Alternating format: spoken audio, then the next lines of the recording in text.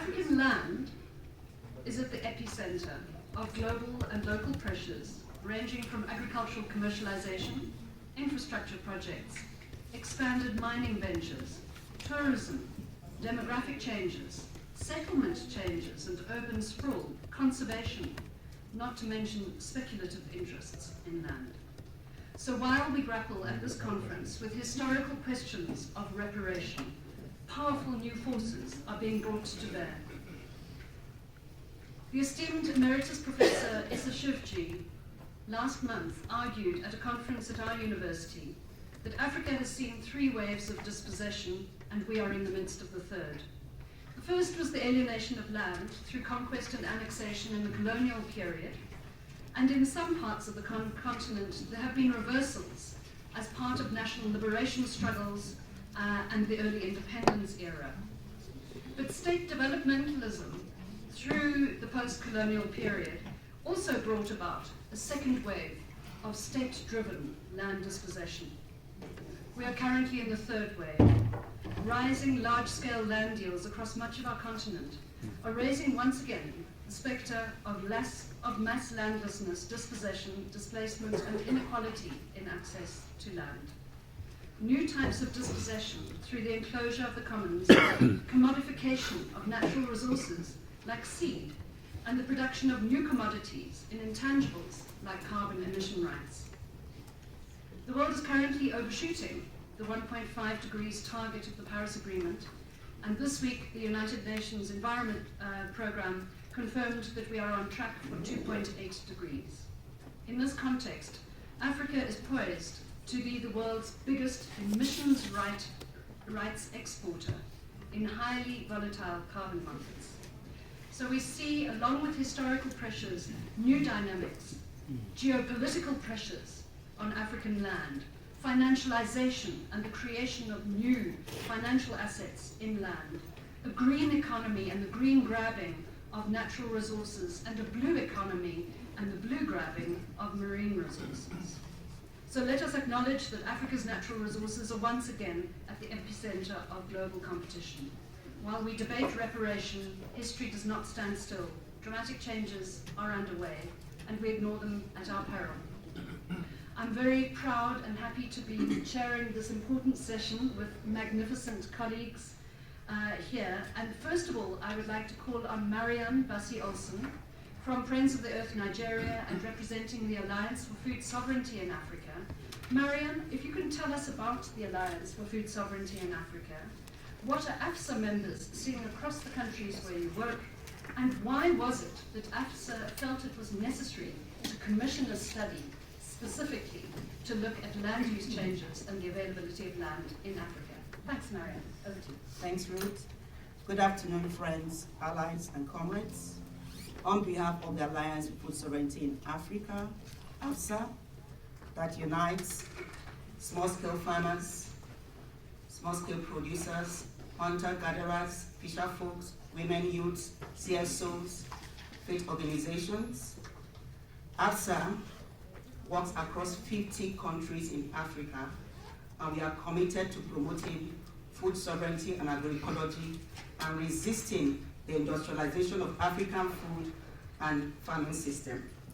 I'm honored to welcome you to this vital discussion, debunking the myth of land abundance and unmasking the Neocolonial land grabbing agenda.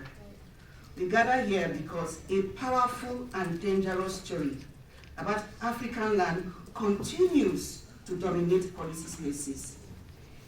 It is the claim that Africa holds 65% of the world's remaining arable land, and that this land lies empty, idle, and waiting for investors to unlock its potentials. This story, repeated by development banks, governments, and donors, is not just false, it is destructive. It opens the door to land grabs, greenwashing, and a new scramble for Africa's wealth under the banners of food security, climate action, and economic transformation. Across our continent, AFSA members see a very different reality.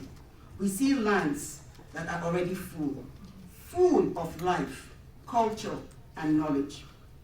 Every hectare supports farmers, pastoralists, fisherfolk, forest dwellers, and indigenous peoples who sustain Africa's food systems and biodiversity.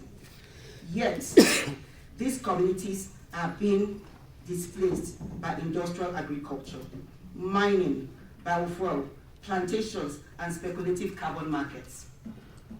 Land that was once fed families is being fenced off for export crops or sold to multinational corporations in the name of investments. Across Africa, our members witness the human face of these policies. In West Africa, fertile valleys are handed to agribusinesses and biofuel companies, while smallholder farmers are pushed to marginal lands. In East Africa, we see mass evictions, like the Maasai of Ngorongoro, forced from their ancestral territories in the name of conservation and tourism. In Central Africa, forests are cleared for mining of transitional minerals, destroying ecosystems and livelihoods. Women, the backbone of Africa's food production, remain the most affected and least consulted in decisions over land and resources and things that affect them. This is why AFSA decided to fact-check the African Development Bank's claims following its Dakar 2 summit on Feed Africa, Food Sovereignty and Resilience. After reviewing the country food and agriculture delivery compact, we saw that AFDP's vision for transformation was built on a flawed assumption that millions of hectares of unused land could simply be converted for large-scale production. The compact even identified nearly 22 hectares for new industrial farming, land equivalent to the size of Ghana. But whose land is that? Really? In most cases, it belongs to communities who use it collectively, to women cultivating vegetables, to herders grazing livestock, to families gathering firewood and herbs. It is not unused, it is home. To challenge this dangerous narrative, AFSA partnered with PLAAS at the University of the Western Cape and with IATP to produce a rigorous evidence-based study, land availability and land use change in Africa. This report examines the real drivers of land use change and exposes the myth of abundance. It shows that Africa's land is already under immense pressure from competing demands: food production, urbanization, mining, timber plantations, and carbon offset projects. It reveals how the narrative of abundance justified land reforms that prioritizes investors over communities and financial returns over ecological and social well-being. The second study being launched today, Climate Watch, the World Bank's French offensive on the land's rights by the Oakland Institute, exposes another phase of the same agenda. While the ALDP promotes industrialization through its compacts, the World Bank is advancing a new global program on land tenure, security, and land access for climate goals. On paper, it links land and climate. In practice, it promotes privatization and commodification. By pushing governments to formalize lands and sell public holdings, it clears the way for agribusinesses, mining, and speculative carbon markets, all under the pretext of green growth. These two reports together reveal a common pattern. Whether in the name of food security or climate action, Africa's land is being fractionalized, fenced, and sold. Friends, land is not a commodity. It is life, its culture, and identity. Africa's land are not empty. They are full of people who feed, protect, and regenerate them. The real path to food sovereignty lies not in industrial agriculture, but in agroecology, in community land rights, and in justice for those who defend the land. So as we begin this discussion, let us expose the myth, name the four solutions, and reaffirm our shared commitment to reclaim African land for African people. Thank you so much.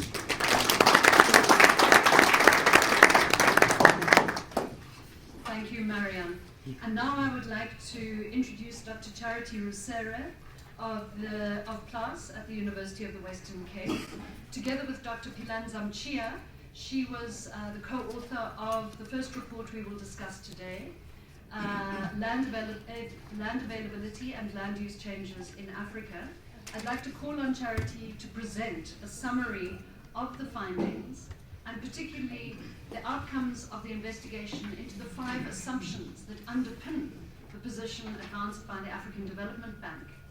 I would like to clarify that we invited the African Development Bank to participate in this session and to be a respondent to the reports. Unfortunately, despite being a partner of the African Land Policy Center, the African Development Bank is not participating in this conference, and so they were not available, unfortunately. But we will do our utmost to get the report to them and to arrange another opportunity to engage on its contents. So Charity, thank you very much. You have 12 minutes to give us an overview of the key findings around the 5 assumptions. Thank you. Good afternoon, everyone. Thank you so much for joining us. My name is Charity Sere, and as the co-author, I would like to start by acknowledging my other author, Dr. Pinani Samshia, who could join us today. This report, I'm so happy to be sharing results of this report today. There's a common narrative about land abundance in Africa, and this narrative emphasizes that Africa has large tracts of unused land. And this narrative is the one that also supported the colonial era about empty land and issues of dispossession. And it's also associated to the narratives of scarcity, which consider small farmers not as efficient in their production of food. So we find that this same logic keeps reappearing in modern development. And as some comments have been made by development agencies regarding availability of land, as has been earlier indicated by Mariam, there's 100 million hectares of land that is anticipated to provide for food by 2050. So this narrative keeps persisting, and we see it even in the recent development bank initiative, the Feed Africa Food Sovereignty and Resilience Summit, which initiated and launched an over 60 billion agriculture initiative to transform agriculture in 40 African countries. The initiative is going to need at least 25 million hectares of land to feed 9 million people by 2050. So, the remarks is also been indicated, we are sitting on about 65% of the uncultivated arable land left of the world. And so, unlocking the potential must start with the savannas of Africa. So you see the re-emergence of this narrative cause, and as we are currently with both the Feed Africa agenda.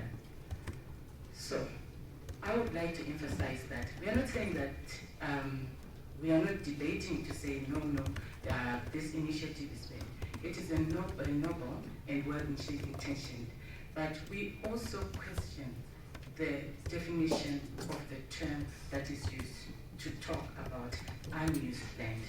So this is the focus of this presentation, because it's a huge report to discuss all the issues in one sitting. So, but in this presentation also, I talk briefly about the other land uses that are happening currently. So this study, it drew from a desktop study that looked at different sources of literature, just so we can understand better and understand some questions relating to the assumptions. So we established quite a number of assumptions so that we could understand AFDB's approach in this initiative. The first one is there's so much available land for use of agricultural production. There's modern technology is important in solving Africa's food crisis. Smallholders are enabled to feed Africa, and markets and yields increase will enable access to affordable and nutritious food, and industrial agriculture will create millions of decent jobs. So in trying to interrogate these assumptions, we questioned the term unused, and we see that it is quite linked to concepts that vaguely characterize uncultivated land as empty, as vacant, as unproductive, as many other terms that you have heard. But you know, these terms, they don't mean the same thing. FAO estimates that of the 120 million hectares that is needed for food production by 2050, 64 million is going to be needed from sub-Saharan Africa. So this assumption considers that land that's not cultivated is not being used. And this is a flawed assumption as well. The assumption ignores competing land uses and local claims that are important to local people. And also, it's important to mention that with our report, we noticed as a challenge that special data often misclassifies these multifunctional landscapes is available because they appear uncultivated in satellite imagery. Assumption number 2, which says technology can solve Africa's food crisis. AFDB is already on a 1 billion technologies for African agricultural transformation initiative. This approach treats technology as a standalone solution. But then again, Africa is also attached to so many social, economic, and political realities that are detached from technological issues. So, but also Africa's food insecurity is not a technical problem. It's deeply connected to political and structural issues linked to issues of access and inequality. Assumption number 3 assumes that smallholder agriculture cannot feed Africa. So in our report, we see that this is incorrect. We see that African smallholder farmers already feed 60%, so 80% of sub-Saharan Africa. And this framing considers smallholder farmers as outdated. And this approach overestimates the benefits of industrial agriculture. Large-scale agribusinesses also, they have weak poverty reduction impacts, and production is usually export-oriented. The 4th assumption is that markets and yields, they will automatically improve affordable food access and nutrition. This assumes that higher yields makes food more available and affordable. But we know that currently the world produces 1.5 times enough food to feed the population, and yet millions still go hungry. Why is it still the case?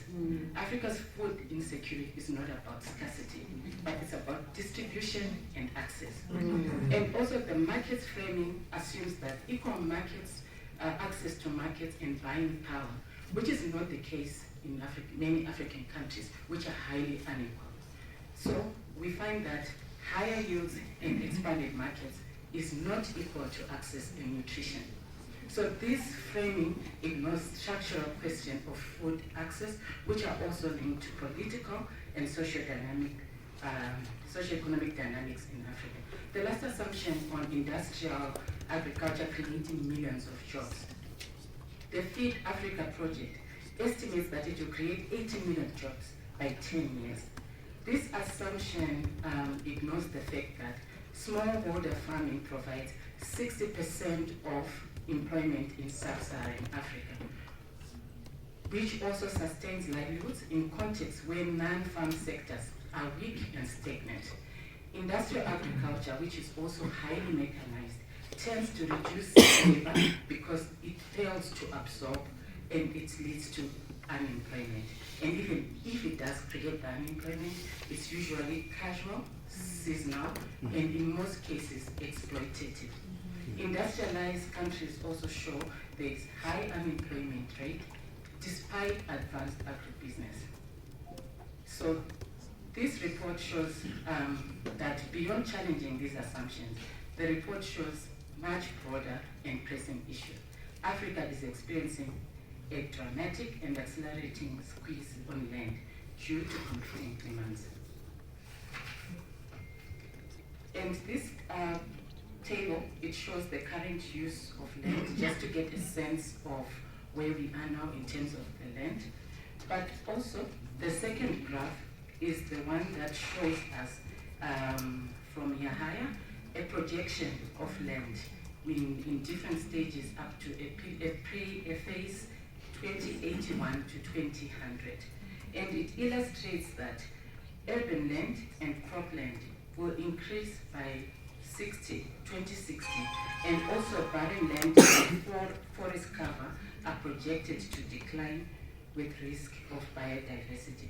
So it's also important to note that these changes depend on regions and local dynamics. So these are some of the changes that are taking place in Africa, as was indicated in the opening. So, in understanding the AFDB logic assumption, we also need to look critically into the narrative of scarcity and the narrative of abundance, and question where this abundance of land is. Not cultivated doesn't necessarily mean that it's not used. So, we argue that this logic, it assumes that we need to follow a transitional path that will shift from subsistence farming to large-scale farming, and the centrality of international markets in resolving Africa's food crisis. But it ignores entitlements to land, or entitlements become only important via markets. It also ignores enormous value of existing land issues, and it ignores the interest and profit potential of large-scale corporations as they come in and accumulate and make use of speculative uses of land. So, our evidence challenges each of the 5 evidence. If these assumptions influence land use changes, which is quite irrepressible, this could result in massive displacement and also loss of livelihoods. It's not just for us. We are not talking for us. We are talking about the future. So what is going to happen to the future generations? I think this is a very important question that we need to ask. So I encourage everyone to please look further into the report to understand more results from the report. Thank you so much for your time. Thank you very much, Charity. So those are the 5 assumptions: the availability of land, the centrality of technology solutions to fix the availability of food problem, smallholder farmers cannot feed Africa, fourthly, improving markets and yields will resolve food insecurity, and finally, the creation of millions of decent jobs, 18 million decent jobs. On the last point, I'd just like to reiterate the report from the World Bank and the UNCTAD, which itself showed that job creation promises of large-scale land deals were not met in the 39 studies that they conducted in the period up to 2014. Right now, I would like to introduce Frederick Mousseau of the Oakland Institute. He is one of the authors of the second study we're discussing today, Climate Wash. So our question to you, Frederick, is straightforward. Why did you conduct the study? How? And what did you find? Thank you. Good afternoon, everyone. Thank you, Ruth. After this past 2 days, I was reminded that land reform means very different for different people. And for many participants, the priority, as we hear, should be restitution, should be reparation, should be justice.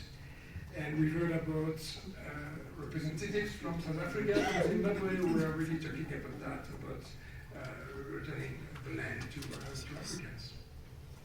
We could have heard also from people, communities in DRC who are still struggling to get their land back from the concessions that King Leopold took from them in 1911, 114 years ago. And these people are still struggling today, working with them to get their land back, and it's not coming back to them. The plantations from King Leopold are now controlled by a private equity fund based in New York.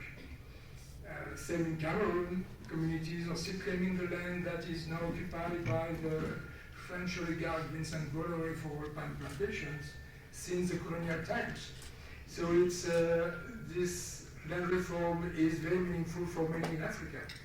But for others who are trying to perpetuate this exploitation of African land reform has a very different meaning. And this is where I'm going to come and answer your question, Ruth, because the World Bank is clearly one of them, and this is why over the past 15 years or so, the Oakland Institute has extensively documented, monitored the work of the World Bank around land. And you can see on the website of the Institute.org many of our reports on the issue and how the World Bank has been involved around land. Like the EFDB, the bank says Africa has so much land available, has also immense water reserves that can be put in use, and all these land and reserves are not used properly at the moment.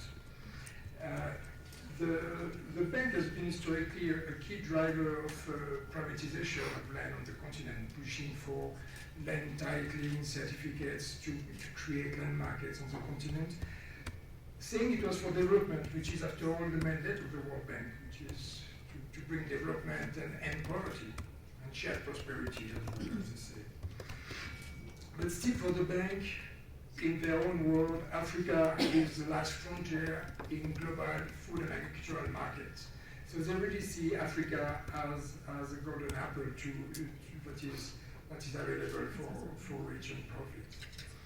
And to pass this frontier, formalization of land tenure is a key prerequisite to access it. In a 2024 policy document published by the bank, which is called Land Policies for Resilient and Equitable Growth in Africa, we were expecting actually one of the authors today, Klaus Delinger, was in the building, but unfortunately I don't see him in the room. But in this document, it's quite significant. The bank is very explicit, and I'm going to not make any mistake, I'm going to quote it.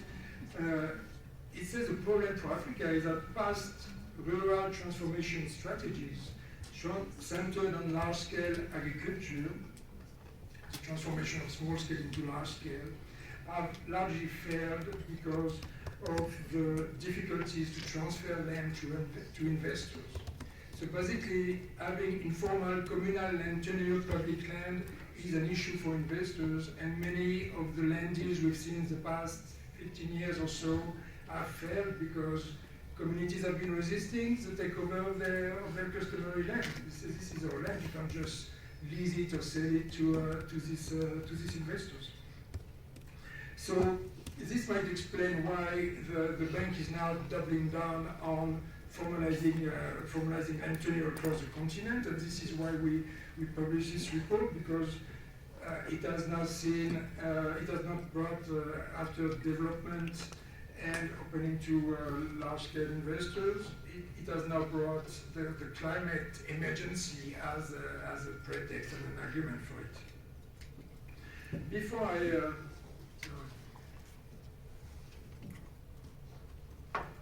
I go into this climate aspect, I will just say a few words on how the bank does this formalization or sees this formalization of land tenure. Yeah, basically, it really promotes reforms of land administration to create land markets through which land can be sold, can be leased, can be mortgaged, and despite some recent recognition of the value of customary land and the pressure from civil society, the bank approach remains predominantly the same, that we need to formalize, in a sense, privatize land through title and certificates. Public land should be demarcated so that it can be put into use. It says explicitly in these documents, all of these countries have public land that is not being used, that can be used for private sector to invest and create value. So it can be sold and leased to investors.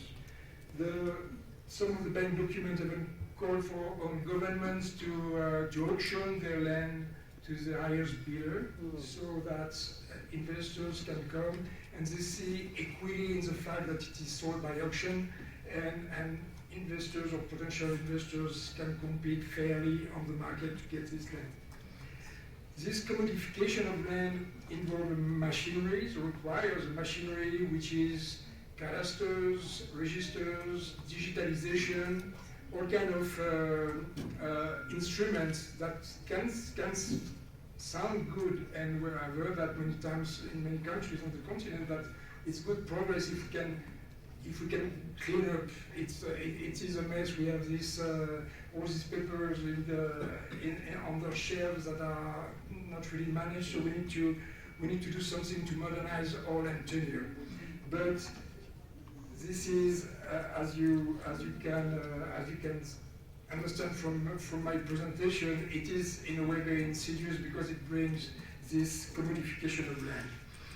In practice, it happens in two ways. One is policy prescriptions and advisory services to governments. So you have the experts coming to meet African governments and tell them what to do in terms of cleaning up their land tenure system and governance and what kind of reforms are needed. And then it comes with direct financing of the land reforms, of the cadasters, of all this machinery that is required. The bank tends to present these reforms as being about justice, equity, development, including gender equity, and that sometimes you even see that this formalization is necessary to secure land rights, that it's important to prevent expropriation. However, as per its own policy documents, the bank's ultimate objective is clearly this structural transformation of agriculture, of African agriculture, which should happen in two ways. First, unused land being put into use by investors, domestic or foreign, and second, farmers, small farmers, while seen as or considered as less productive, should move out of agriculture. And again, this is very explicit in some of the documents. So we have serious concerns about this vision, which is based on a number of contradictions and misconceptions.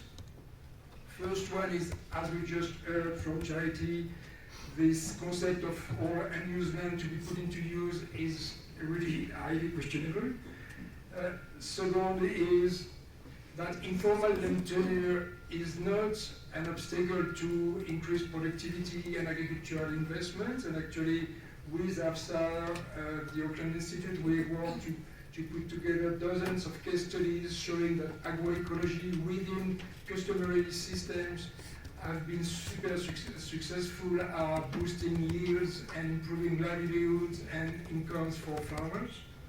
And three, the bank talks about securing land, whereas with the land market in place, which is really the goal they set, it's, as we know, market rules, market forces that will rule. And it means that people will be forced to move out of agriculture if they face a bad year, if they have a mortgage that they can pay back, or if they have not enough capital to lease or borrow for their agriculture. The bank suggests that productivity will increase because mortgaging land will allow farmers to invest, to get money from the bank and invest, but it really overlooks so much evidence and history, including a lot in the Western world, where farmers have lost and have been dispossessed from their land by banks. And we've seen that in the US, we've seen that in Europe, Australia, everywhere, banks taking over land after farmers have mortgaged it. So this agenda has been widely opposed on the continent. Since 2014, we worked with many African organizations with a campaign called Our Land, Our Business, which we really used to challenge this approach and this vision of the bank, as well as several of the policy initiatives it has set up over the past 10 years or so. It might be the reason why the bank found this new climate argument to come up with that. How am I on time? Zero. This was 12 minutes already. Sorry, a bit longer than planned, but I will develop more on I mean, you can learn more on climate in the report itself. I will just conclude then I'll take one quick minute to say, from this Climate Watch report, we see that what I described is at play, and now we have mining and carbon markets as new arguments to push this formalization of non-tenure, while as stressed by Charity, these are new threats on the continent. In particular, we show that mining is not necessary for the transition. We should stop calling minerals transition minerals, because most of the minerals are just for the defense, the telecoms, and the electric vehicles, which are not producing green energy. And carbon markets are big fraud, and the IPCC has showed, and the UN has showed, that their impact on emissions are very negligible, while host countries and local communities fail to get the benefits, which are really pocketed by all kind of intermediaries and private investors and financial intermediaries. So, just to conclude, sorry, I'm rushing now because I was really losing my timing. I really hope I convince you that we need to oppose and reject this push for land privatization and commodification. We don't need that, the continent doesn't need that, and the motivations behind it, even if there are some possibly good outcomes to be expected, but the motivations are really about more extraction, more exploitation of the continent, and it's clearly, as the conference theme shows this year, not what we want. Thank you very much. We see a historical process of dispossession in the name of development, based on assumptions that land that is not formally titled, that is not cultivated in monocrops, is vacant land, unused land, underutilized land, idle land, and available for development. These are continuities. A discontinuity we've seen over time is the deconcentration and redistribution of land in many countries in the post-colonial moment. A deconcentration and redistribution that was hard fought for through political struggle. We're now seeing dynamics of reconcentration, often through market processes as well as administrative processes. Let's open up for a few minutes. My name is Evelyn Iresia. I work for Landesa as the Africa Region Director. I have 3 observations. One is the fact that one of the reports addressed or reflected about the African Development Bank, and based on the several assumptions that are there, that you were able to provide your input. Were you able to mirror that against assumptions of other investors of similar characteristics in the likes of World Bank? Number 2 is to look at the appetite side of the government who actually are the beneficiaries of this investment, and maybe whether this study was able to probably investigate, the response or the embrace of these elements, let me call them elements, I don't know how best to call them, is maybe the question about return on investment. Did you question on whether or not some of these assumptions, particularly on aspects of scale up or ability to probably look at aspects of improving economic empowerment or income and mortgages, that indeed it may be true? And it's not just to say, for example, the assumptions are false, but were there any mechanism to test any elements that might have been progressive in that sense? We have Godfrey and then Yitna. I'm going to ask you to keep it to 1 minute. I want to reflect whether, one is whether you consider to see manifestation of these assumptions to the country level, just so to see the impact of these assumptions and the way they are affecting the country level. But then I wanted to say that in Dakar, the government of Tanzania, at the very same summit, marketed the new project, which is called Building Better Tomorrow. That project aimed at making sure that the government would identify big chunks of lands bring youth to the agriculture, and as a result of that, most of the lands have been earmarked and identified for this particular projects. So to see the way these global narrative or regional narrative are affecting the realities at the country level. Thank you. I want to give an opportunity to two representatives of organizations that are members of the Alliance for Food Sovereignty in Africa to tell us briefly, in 5 minutes or less, why do you, as a member of AFSA, why are you concerned? Because people are asking about, this is at the level of narrative and policy at a continental and global level. But the concern has been raised from a membership-based organization. I would like to ask first Amadou Kanouté from SICODEV in Senegal. SICODEV is the Pan-African Institute for Citizenship, Consumers and Development. In Senegal, Amadou, what are you seeing and why is SICODEV concerned with these matters? And thank you for the invitation. The consequences of the myth on people's life is the key reason why SICODEV is interested in debunking that myth. It is important that we look back at the origins, which some of you have already done, the origin of the myth. But it is also important to look at the consequences. In the areas where we've been working with partner organizations, farmers, pastoralists, what we've noticed is first and foremost food insecurity, hard on the heels of implementing the myth that there is plenty of unused and idle land in our countries. Food insecurity, an area we worked on with farmers. They told us we used, before our land were taken away, we used to produce enough to feed ourselves from one rainy season to another. That's no longer possible because we no longer have land. We have to borrow land from other villages to be able to grow something to feed our families. And all we can get to feed our families is now only 2 months out of 12.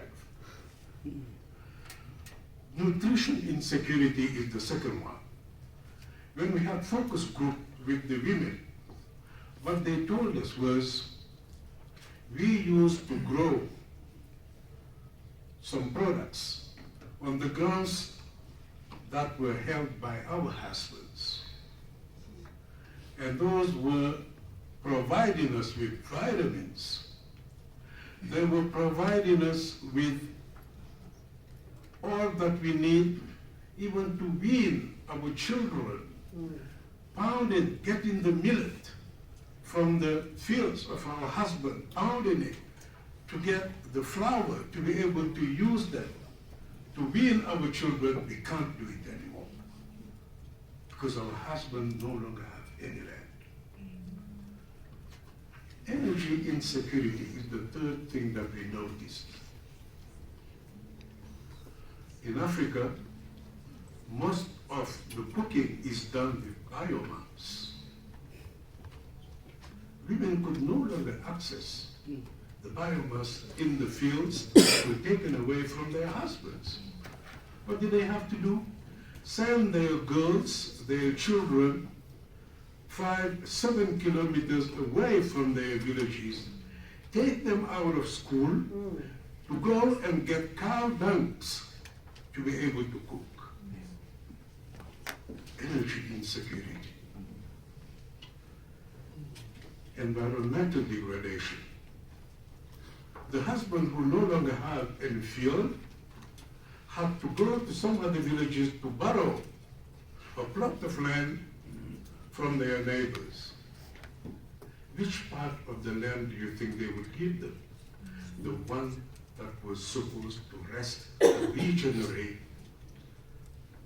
is the one that they would give them. So there is an overuse of natural resources.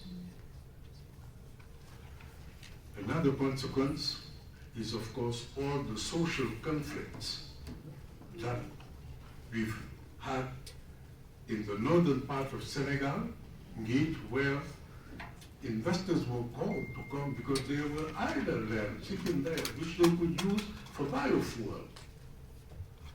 When they came, the community said, no, there is no idle land here. So these are the consequences that we believe it is important we work on. And of course, I could have given some ideas about what is the way forward, what recommendations, what policy actions, but 5 minutes is just what I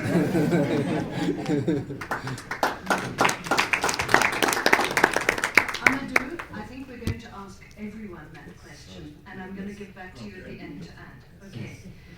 With that, I'd like to ask our last speaker, Gabriel Manyagadze from the Southern African Faith Communities Environment Institute, SAFSI, which is also a member of AFSA.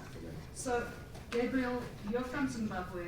Why are you, as a network of faith communities, concerned about this land abundance narrative? Why are you concerned? What are your members saying? What impacts do you see it having on the ground? And what are you doing about it? We find that the myth that we are speaking about today actually takes the African out of Africa, because it takes away the moral and the spiritual dimension of the African people. The land that we are talking about is not just a commodity, as was mentioned earlier on. It is sacred, it is shared, and it is entrusted to each and every African person. So what it then means is, when we are looking at the abundance of land that is unused, that is available for use, we are actually trying to create a situation where those that have been told there's abundance of land can come in and grab the land because it does not belong to anyone. But that flies against the values and spirituality of the African people. All land in Africa belongs to someone, and it belongs to a people. It is shared and it is entrusted to the people of Africa. We as a SAFSI have actually written a letter to some of the people that have sponsored or that are pushing the narrative and the myth that there is abandoned land. You would all remember that in 2006, the Alliance for the Green Revolution in Africa started an operation where they said they were going to halve the poverty in Africa, they were going to double productivity and so on. But 20 years later, evaluations after evaluation confirmed that the technology and all the things that they put together had failed. And not only had it failed, but that it had even affected the smallholder farmer in Africa, who was now indebted, and not only indebted, but could not continue to farm because the land was no longer alive because of the heavy use of chemicals in it. And as faith leaders in Africa, we actually started a letter that was signed by over 600 faith leaders in Africa, and altogether we had 989 signatures right across Africa of people saying we have had enough of this narrative where we are saying more chemicals, more production. That myth was debunked because of the evaluation that said it could not happen that way. And there is an alternative. The alternative is that let the smallholder farmer use agroecology. That takes care of the land, because all pieces of land belong to the people and it is shared. And because of that, we still call upon the Gates Foundation, who actually supported this initiative, to say to them, stop funding industrial agriculture as it is harming the land of Africa, based on the myth that we are talking about. And we are saying instead, pay reparations to the smallholder farmers so that they are able to regenerate their lands, that they are able to start off anew and restore the land so that it becomes productive. From our perspectives, as faith leaders, we say land does not only belong to the humans. All creation has a right to land. And all creation, we mean both on land and in water, in air. Right now, there are species that are going under, that are disappearing from Africa. To us as faith leaders, we are saying that is a huge sin against Africa because it is destroying the balance and the biodiversity of Africa. There is spiritual accountability. You'll find that in all the religions and faith that we work with, Muslim and Christian, people are only stewards of the earth. They are not the owners. And because of that, we are accountable, each and every one of us, for all things around us. Therefore, we need to also debunk this myth that all land is unused because there are other beings that need that land. There are other beings that sustain our lives that we need to also give space to live. And these beings are being destroyed because of the chemicals and the overuse of the land, which we are claiming to be underutilized. And finally, my appeal is that to all of us, it is time to repair and to restore, to return the land to those that protect it, inclusive of plants and other animals. Mountains are very important because we regard them as beings as well. When you have a flat land, you will not have rivers. And when you don't have rivers, you don't have life. So in this case, we are saying, when you are saying, okay, we can come and mine and destroy the land, it also means you are destroying other beings that are making your lives sustainable. Thank you very much. I'll take other questions later. Colleagues, there are a lot of issues on the table here. The one is about the origin of the myth, how the myth is advanced, what are the realities on the ground. We are sitting on 12 to 15 years of research about the evidence of land grabbing across the continent. We have one comment from online. Chika Onyejiwa says the narrative of land abundance in Africa is very strong and a key driver of destructive strategies towards Africa. How do we put in place a more aggressive and corresponding pushback against this narrative? And I think that making clear the various kinds of land uses, land values, claims to land, claims to territory, and meanings of land and territory might be among the answers.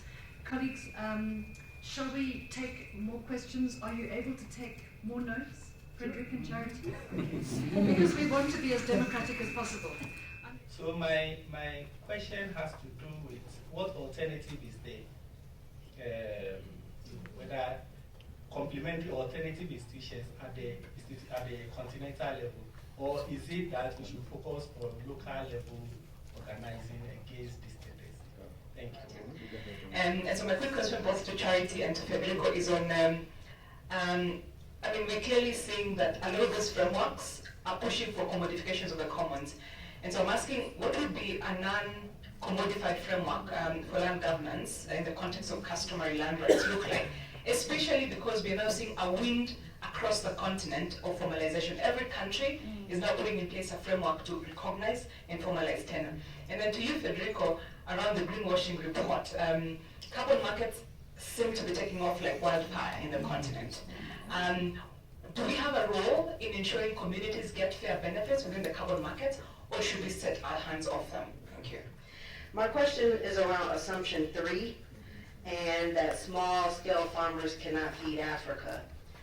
From the market perspective, the reason why manufacturing is set up is because the quality is said to be inconsistent when you scale between farmers, small-scale farmers. You might get something different from different farmers.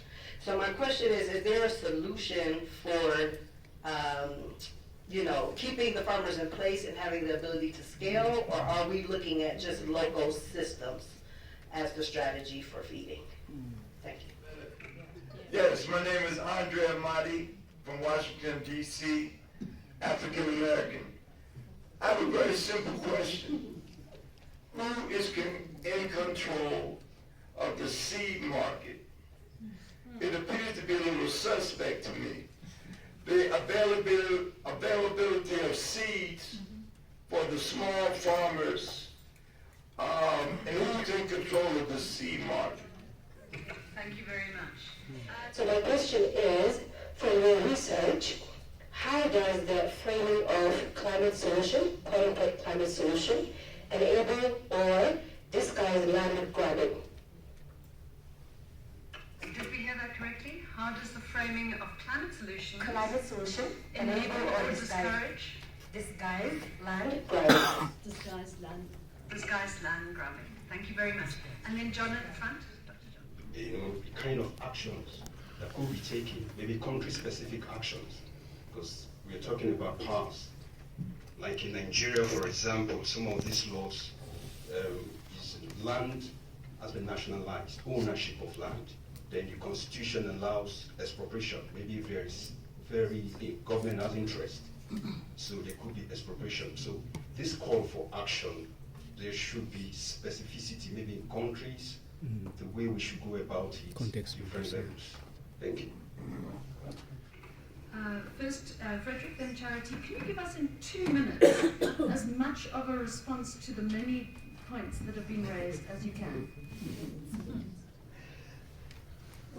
What we see with the World Bank is an initiative on sustainable mining. So we need to formalize land tenure so that communities will be able to benefit from all the mining projects that are going to come.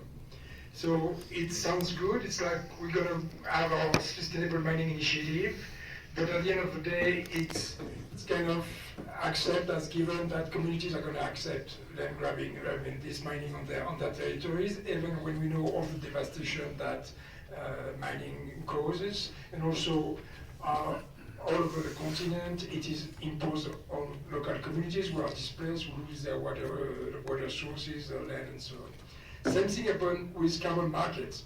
What we see with the formalization of land tenure is the claim that people are going to have formalized titles so they can negotiate carbon credits for their land, for their forest. So this is really the commodification that we create. And as in terms of alternatives and what people can do differently is certainly not bringing carbon markets, at least to the level of communities where we really push people to sell their land and their forests and whatever they have to get some money from these investors. We will get most of the money that is on the carbon marketplace anyway, and we'll get the grants at the end of the day. I have 2 minutes, or I can do more. Why don't you? Would you like to answer one more question? Yes, I would love to do that. In terms of alternatives to the FGB and what can we do to change things? We worked in DRC in the past few years, and it was very interesting to see the government trying to do things differently. In the past, there were some big scandals with hundreds of thousands of hectares leased to foreign investors, sometimes South African, and grabbing land from local communities to do big agriculture. And this was complete failure with hundreds of millions of dollars lost and people losing their land. So the next government tried to do things differently, said, okay, we're going to help farmers. But to help farmers, they just thought we're going to bring all these very expensive tractors, we're going to create these huge infrastructures, and we're going to work with a public-private partnership with a private company to do this thing differently. But it didn't work. It didn't work, and it's again lost a lot of lost money. But I want to come back to your question. I'll stop them and give it a try. Thanks very much. Charity, your top answers. Thank you. I'll try. I see the assumption is so much hit, but I'll start off by mentioning that this report was initiated because it was in response to the launching of the Feed Africa initiative. And immediately we wanted to start a conversation in response, and we identified some of the assumptions that we thought were underlying the approach of the AFDB. So I'd like to just make it clear that it's not exhaustive. It's to start a conversation. So the assumptions are the assumptions that we identified, but there can still be more. So I'm suspecting that by this opening, I can answer Evelyn's and Godfrey's question, where she was asking about if we have asked the governments about these assumptions. We haven't yet. We have just launched the publication. This is our way of putting out the information that we've gathered. And we are thinking that by sharing the report, putting it online, we will make as much noise as possible. And also, in terms of the question by again about the challenges of AI, I was in a session earlier on where they were talking about AI and how, as Africans, we need to create our own data, where we can have our own terminologies. So I suppose as a response to that question, we can make it possible for Africa to have our own terminologies that we can use, that we relate to. And to Godfrey, about the country level manifestations, this is a continental level study, and it's generalized. We don't have all the information at the moment.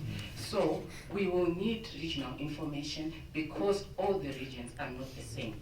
Southern Africa, a small-scale farmer, is not the same as the West African small-scale farmer. So we need those nuances. So it's a start. We can continue. Then what alternatives? We've got the small-scale farmers. I think they can give us lived experiences on what alternatives there can be. And Aileen, I think also that can also answer in terms of commodification. I hear Godfrey was talking about agroecology. It's just one of the responses, but there can be many at government level, at farmer level. And assumption 3, small-scale farmer inefficiencies. You know, it seems like it's a circle. Small-scale farmer has got poor quality because they don't have support, they don't have access to the market. So I suppose, I think right at the top of my head, I'm just thinking of support from the government, but there's more. We need to research. Research is dynamic. We need more information to feed into the answers that we can give. And yes, Andre, who controls the land is the big corporations, and it's profits, the seeds companies. It's the corporations, and it's profit-driven, and if it's profit-driven, everything has to do with the money. In short, thank you. Thank you. I want to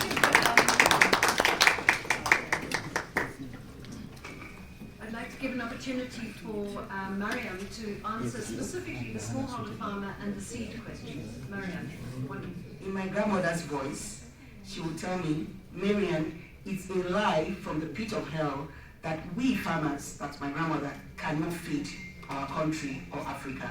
Let our governments do what they're supposed to do, provide good infrastructure, have good rules, storage, and watch us do action.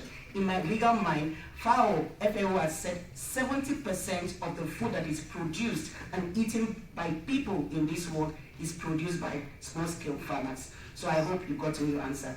On the seeds, most of our seeds are owned by corporations, like let us name them, Monsanto, Namibia, and also our governments are in bed with these corporations. So they are supposed to have regulatory oversight on them, but they've given our patrimony to these people. But our farmers who have over decades saved, reused these seeds are now criminalized for doing what they've been doing for over a millennia. So you see, all this thing is all about markets, like my sister said, commodification, to drive up the people who are responsible for feeding us. That is why we must resist it. Thank you.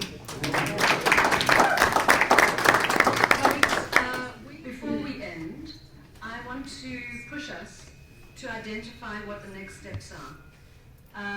We have had proposals about ongoing partnerships between people affected on the ground and research institutions, so activist and research institutions, not only at the continental level, but bringing that down to the national, regional and national level. There have been proposals for engagement with governments. I think that there is also probably a need to engage where is this vacant land that has been identified. So I'd like to ask, who here has a particular suggestion for one concrete way forward beyond this afternoon's discussion? We have 2 reports. You're welcome to take a copy of the first report as you leave. You're encouraged to download off the QR codes both of the reports. Please share with others, post online. What else should we be doing?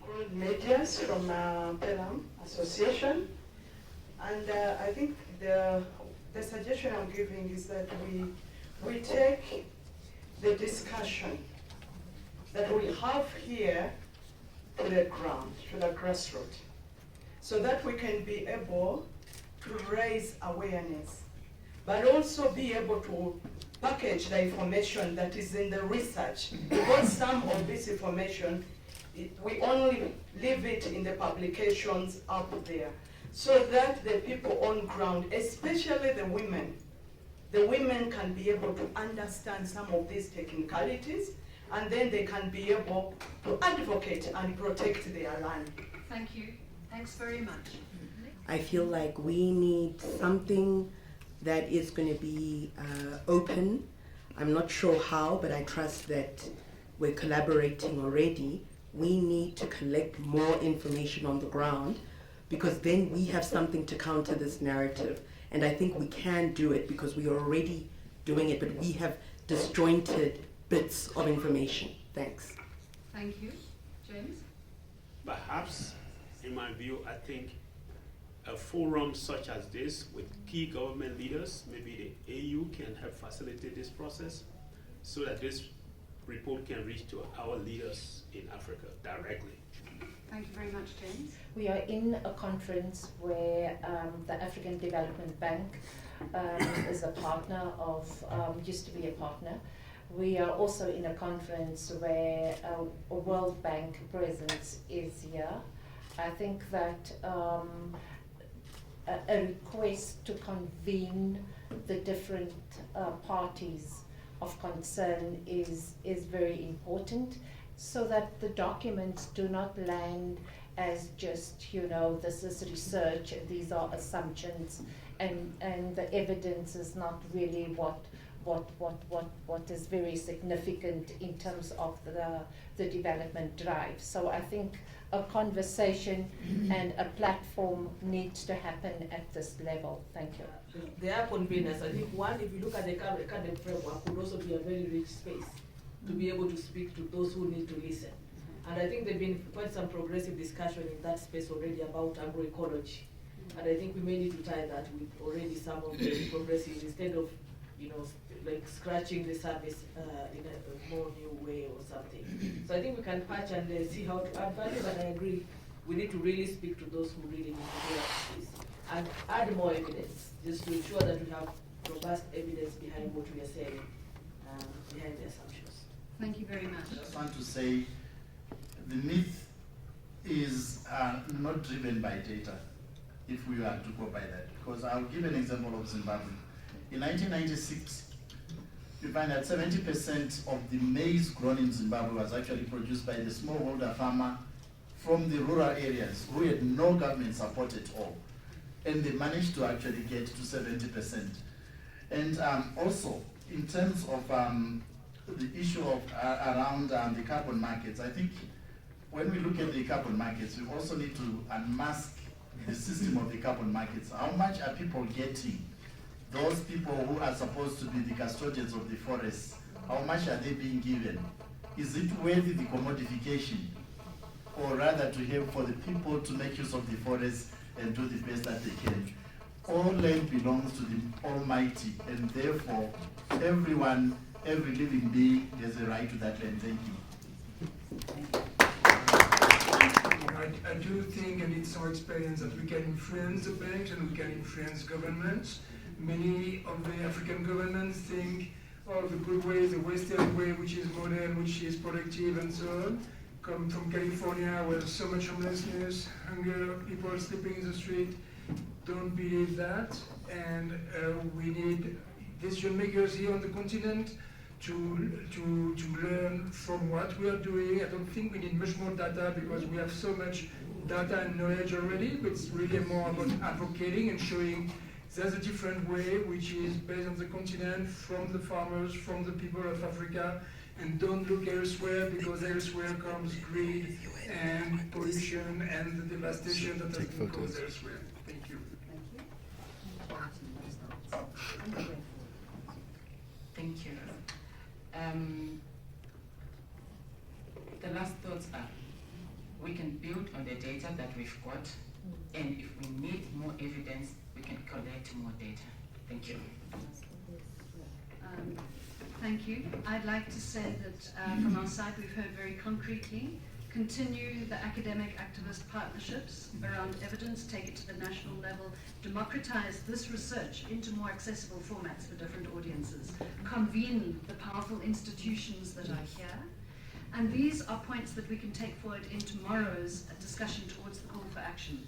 Before today's event, we identified 3 calls that we would like to propose as AFSA, Oakland Institute, and PLAAS. Number 1, end the myth of land abundance and halt the land grabs. We reject the false narrative of unused or abundant African land, halt land grabs disguised as development or climate solutions, and guarantee free, prior, and informed consent for all affected communities. Number 2, reclaim policy power. Free African land policy from the control of international financial institutions and corporate interests.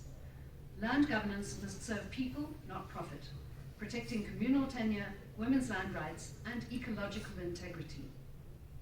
Number 3, fund the real solution, agroecology. Redirect public and donor finance away from industrial agriculture, extractivism, and carbon markets. Invest instead in agroecology, which restores soils, feeds communities, and strengthens Africa's climate resilience. Those are our proposals. Can we see a wave of hands of endorsement from those who would support such proposals? We will then take them forward. Please, if you are in the CSO, academic, government, traditional authority, or development partner sessions tomorrow, please will you take these forward? We will also send them out on WhatsApp groups and propose them, and we will add the 4 additional points that emerged from this afternoon's session.